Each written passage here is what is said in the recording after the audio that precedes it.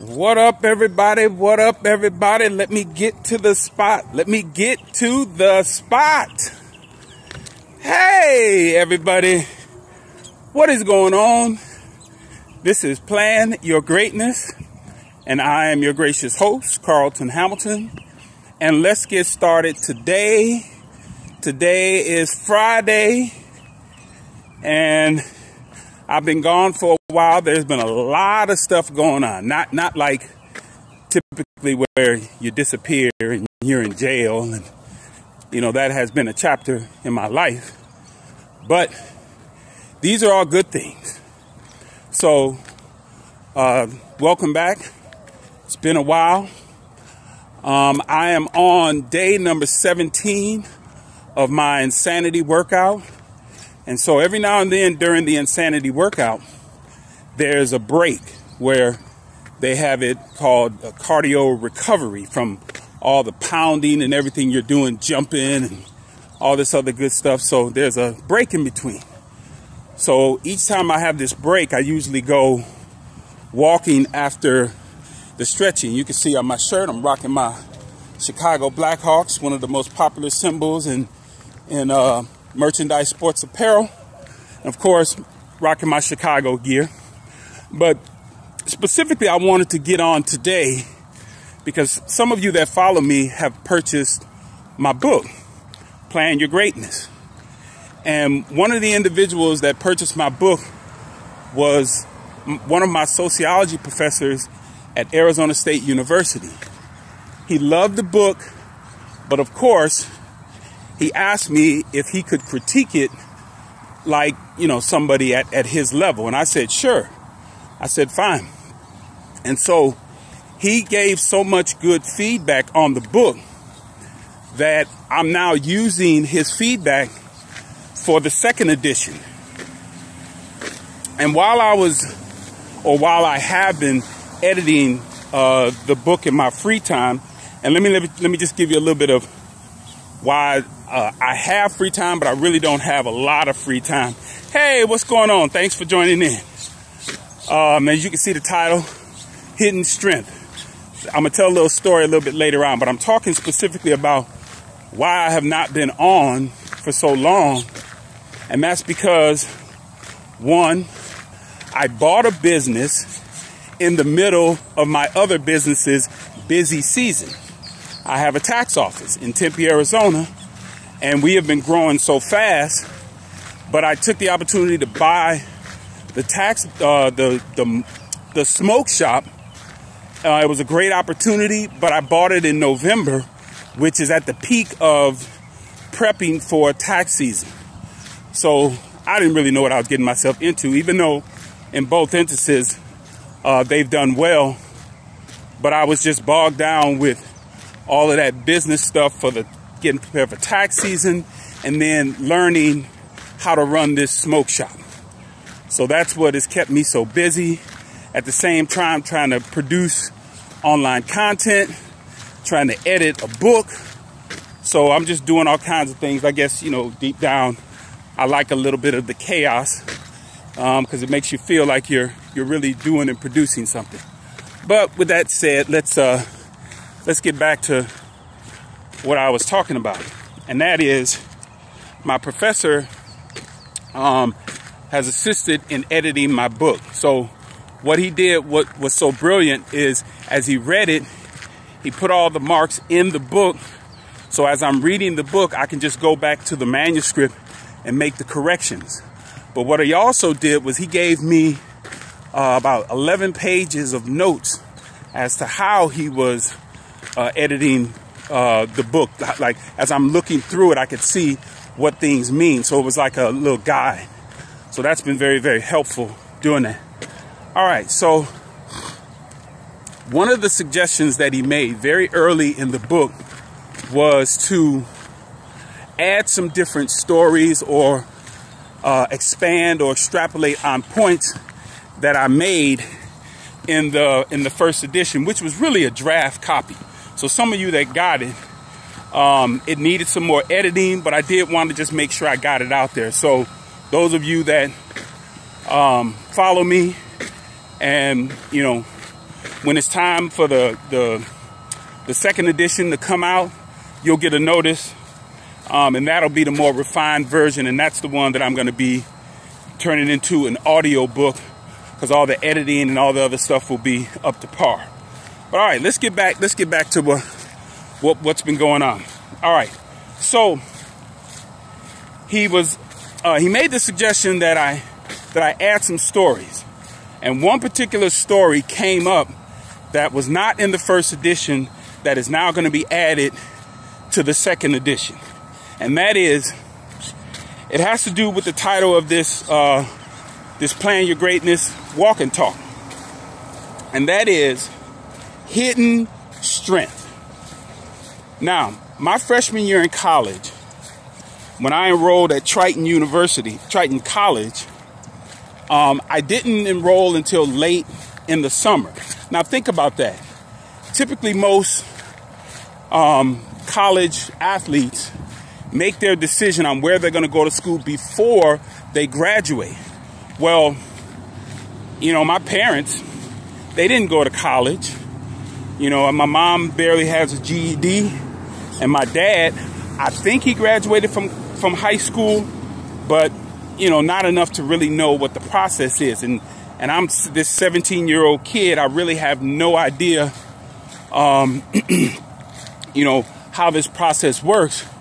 And I had gotten letters from all over the country, but once the schools found out about my grades, a lot of them backed off. So it just left pretty much the local community colleges as options. And also at the same time, I was, you know, one of the best players in the nation. So I was selected for this all-star team that traveled all over Europe the summer of my senior year. So as I'm preparing for all that stuff, you know, the average 17-year-old kid doesn't have the organizational skills and, you know, balance time management to know how to handle all those things. And again, you're talking about, I'm the 7th of 9 children, and my dad working his butt off, mom trying to manage all these little kids. I mean, of course, by the time it got to me, most of my brothers were gone, but still, my mom is trying to manage, you know, me and my little brother, the two that are left in the house at the time. So what's going on at that moment is just, I have really no idea on how this process works. So I'm traveling, I'm having a great time, and shout out to Jim Wilkins, who sent me some pictures, just reminded me how much fun I had that summer with Team Chicago. But here I am, not really knowing what's going on in that summer. I am so unprepared. Car, I don't have living conditions, in order. You know, I signed late, so the coach had paired all the players who had signed early. He got them housing and everything, and I was really pretty much left to fend for myself. And so again, imagine this: I'm 17.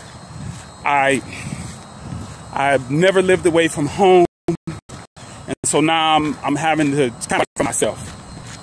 And so I take it a little personal, but I believe also at the same time,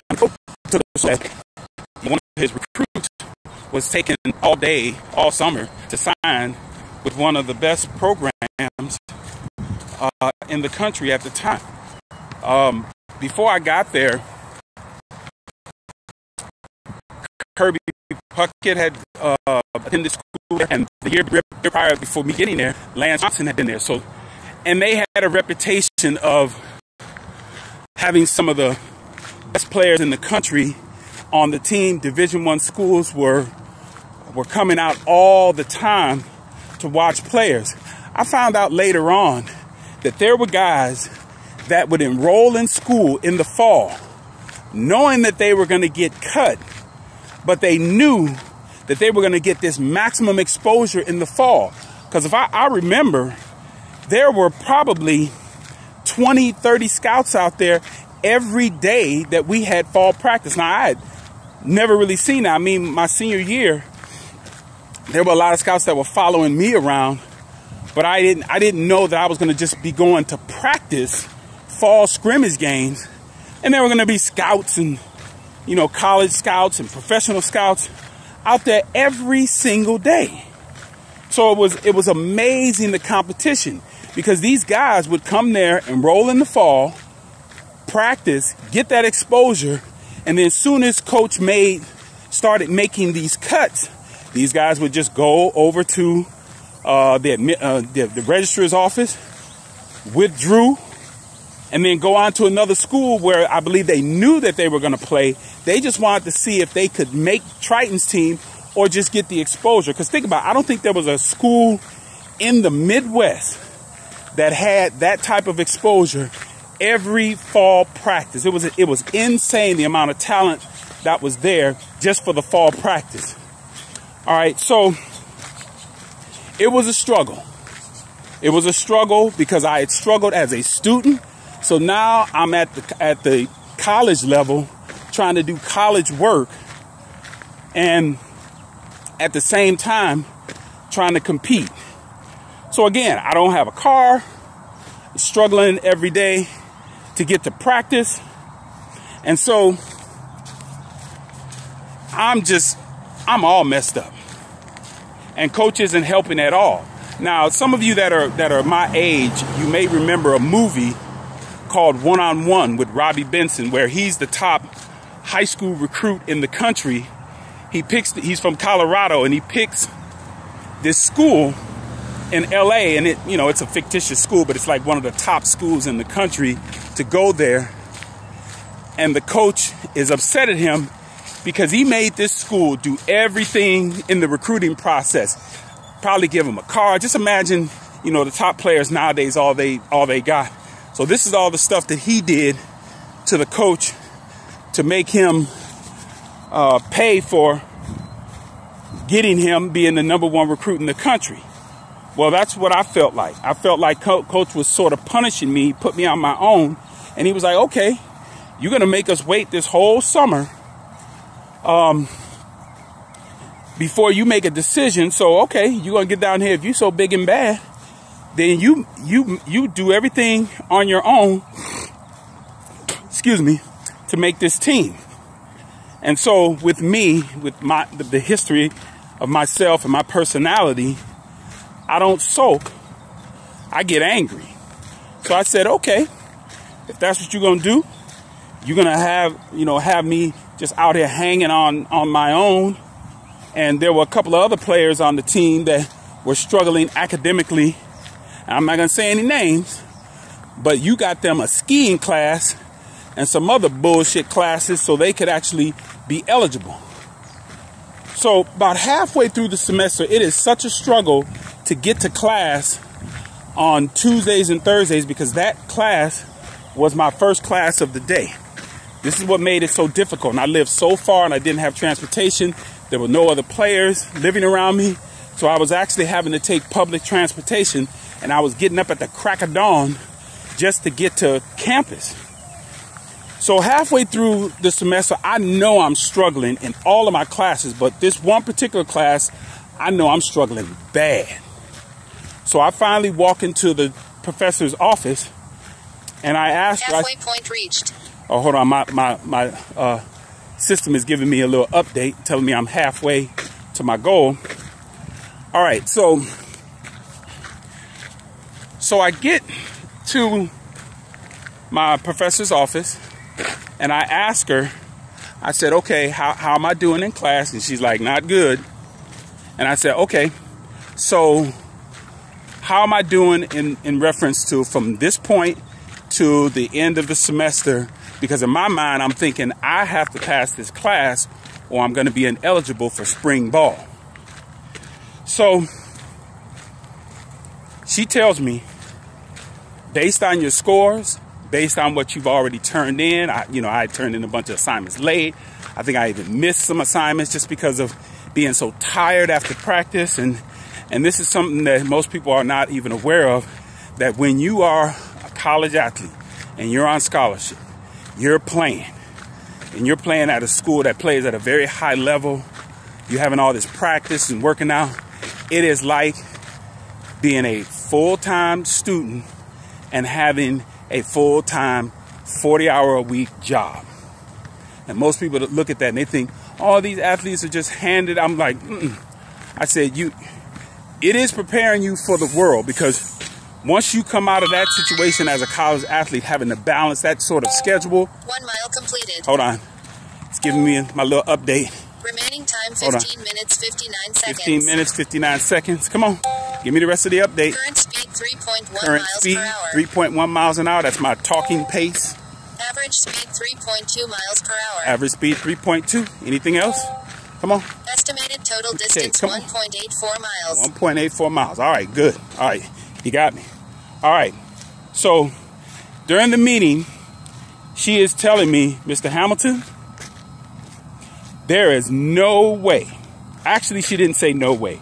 She just said, Mr. Hamilton, you are so far behind, I would find it nearly impossible to catch up and pass this class. Now think about it, just passing the class.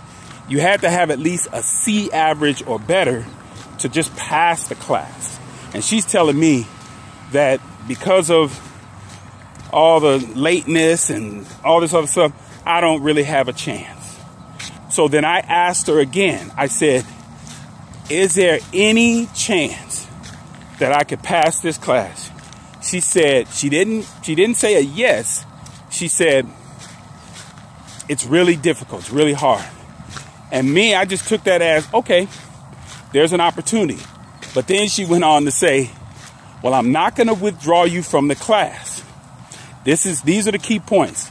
She said, I'm not going to withdraw you from the class, and you are welcome to continue to attend the class.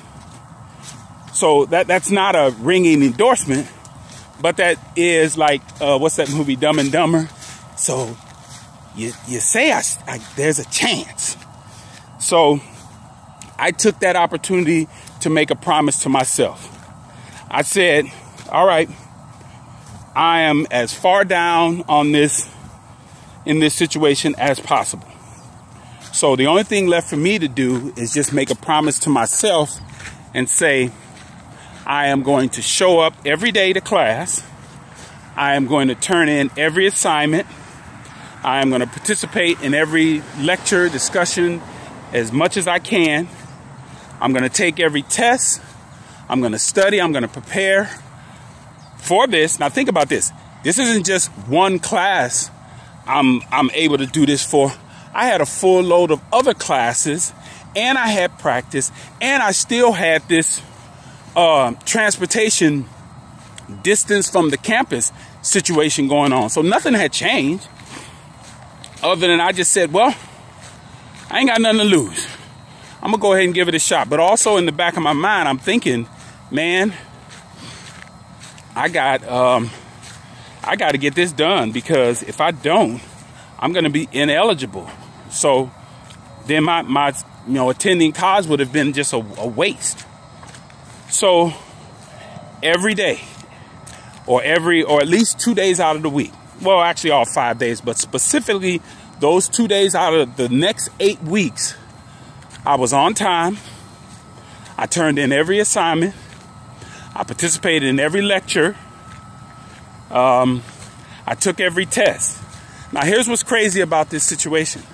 I do not recall her handing me back papers with any sort of grades on them. I don't remember her really acknowledging my participation in lectures. And I do not recall seeing a grade or any sort of feedback on any tests. Isn't that crazy? I don't remember any of that. But I do remember myself showing up to class every day. And this was a small class. There was like maybe 12 to 15 students in the class.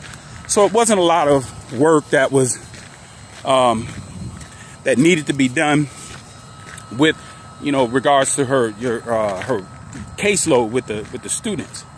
So she may have had 3 or 4 of the classes, but still, that's not like when you're at a university and some professors have 200-300 students in a class and they have a ton of TAs. But in this situation, I did fulfill my promise. So on the very last day of class, we're sitting there, and I got my baseball cap on. I'm dressed, like an athlete. And all I could think about was, I'm proud of you. You fulfilled your promise to yourself. You didn't miss a class. You were always on time. You turned in every assignment. And you did every test. You participated. So there wasn't anything else for you to do. So I wasn't anticipating her really doing anything with that.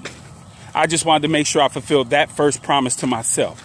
So again, I'm sitting there in the class with my head down, and she's going over every student in the class. And remember, there was only 12 to 15 students in the class. So this isn't going to take long. This is just the preliminary. When you're in class, the last day of class, it's just kind of meeting and just, they got to show attendance for that last day.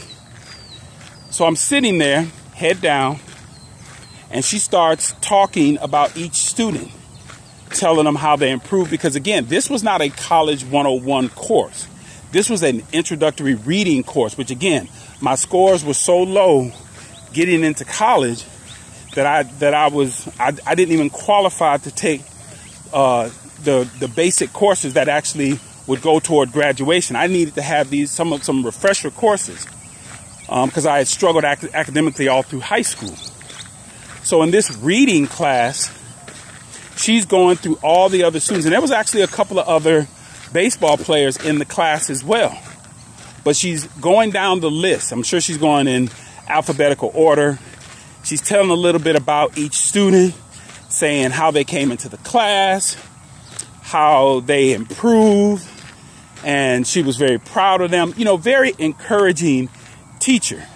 Now, think about it. When I went and met with her, man, she was nasty. She was short. She just basically told me, you're failing the class.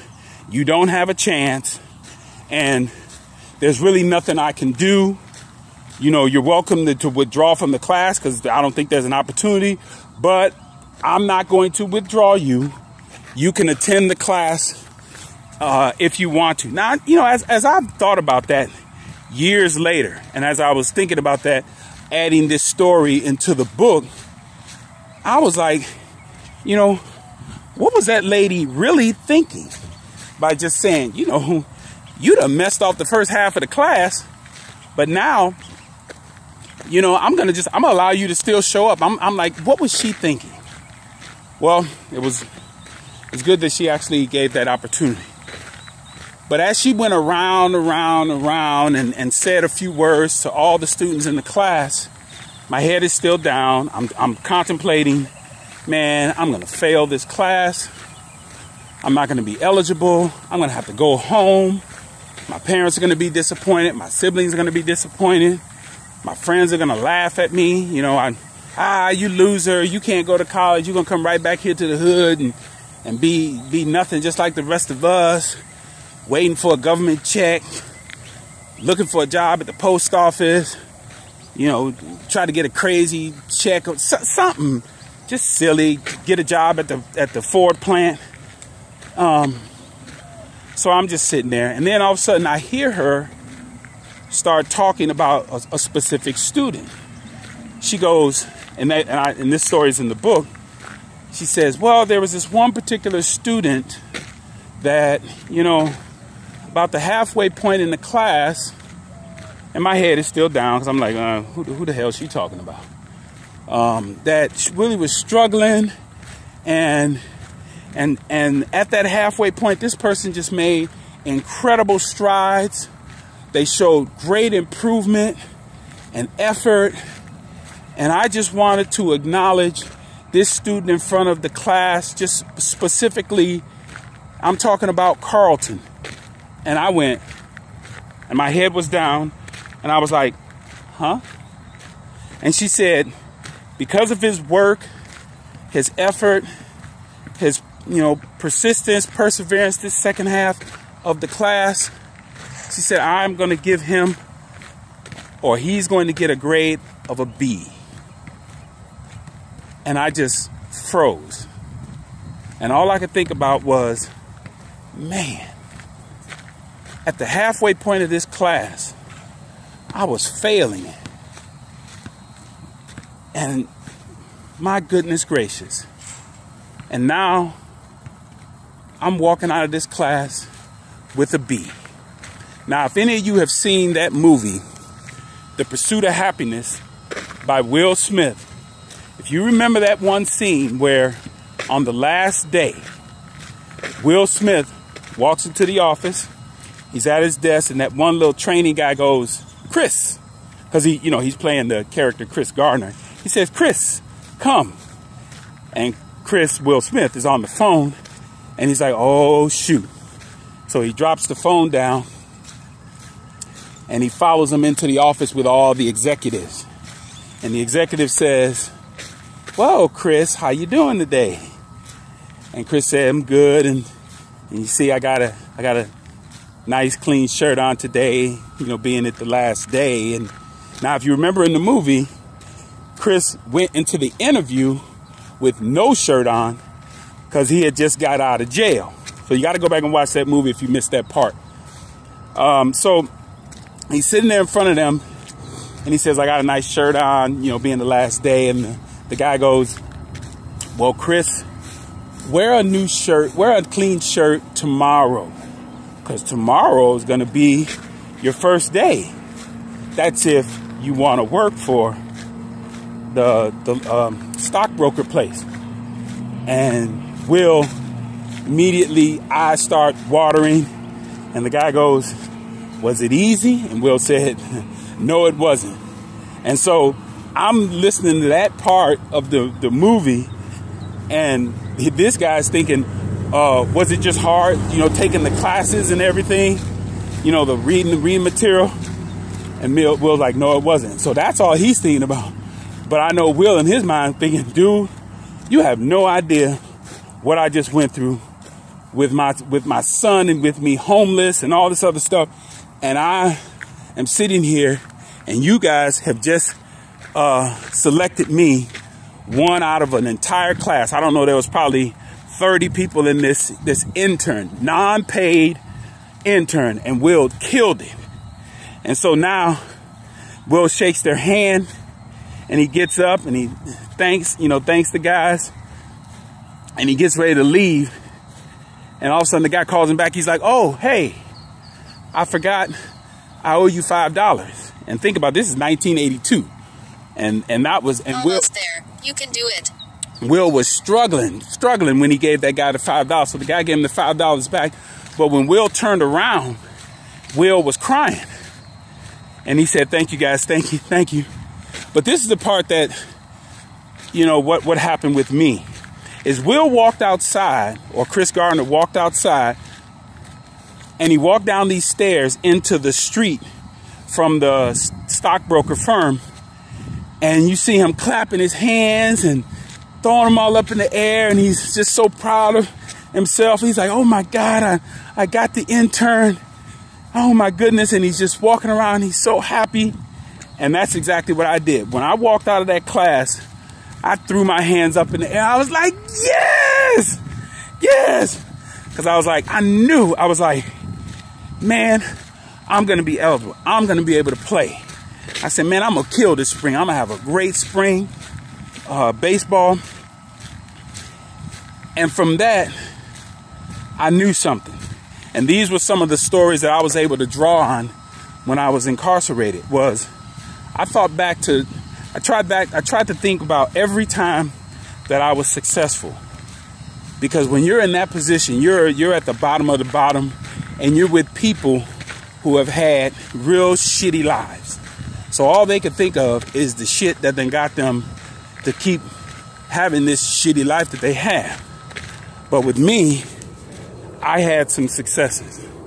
So I was trying to draw on those experiences, and this was one of them.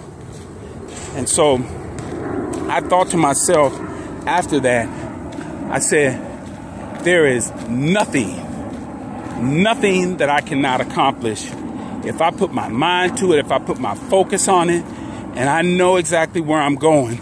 But I put my head down and I just do all the work necessary every single day.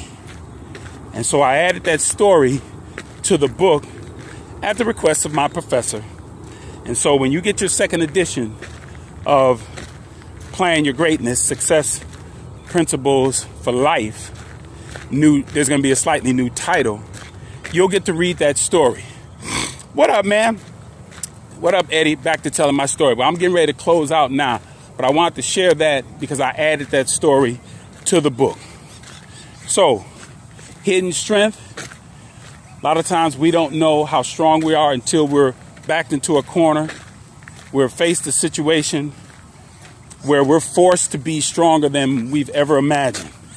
So, as I always say in leaving you guys, because I got to get back home, get my shower, and get ready for the rest of my day, is plan your greatness. You know why? Because no one else will. I will see you all next time. Woo-hoo.